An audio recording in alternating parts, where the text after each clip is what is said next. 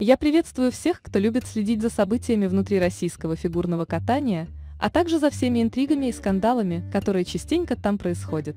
Недавно в этом плане засветилась наша бывшая звездная фигуристка Евгения Медведева. Она дала достаточно резкое и в каком-то смысле скандальное интервью из-за нежелания отвечать на неудобные для нее вопросы, которые так сильно ее выбешивали.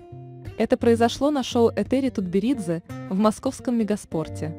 Там присутствовало много всяких журналистов, и все они там были максимально разношерстные. Это и спортивные корреспонденты, которые побывали на многих олимпиадах, а также различные блогеры крупных и мелких YouTube-каналов. И вот одной телевизионной журналистке очень захотелось задать Евгении вопрос на острую и наболевшую тему по поводу здоровья Романа Костомарова, хотя начало этого разговора было вполне обычным и не предвещало никаких скандалов.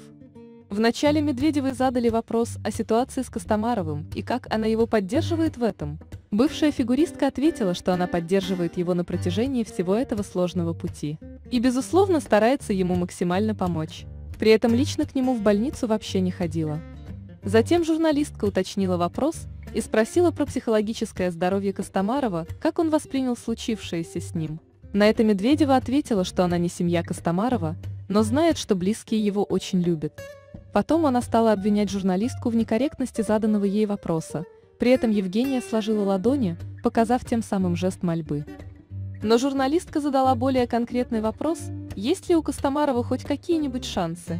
Этот вопрос Медведеву очень сильно рассердил, она рявкнула на журналистку и сказала: «Простите, что вы хотите, чтобы я ответила?» Простите, что вы хотите, чтобы я ответила? Нет, вопрос.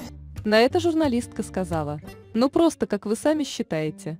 Евгения Медведева на такой вопрос с недовольным лицом стала всячески отбрыкиваться от него. Она сказала: «Давайте, если у вас есть какие-то вопросы по состоянию Романа, обсудите это с его семьей или с Ильей Авербухом».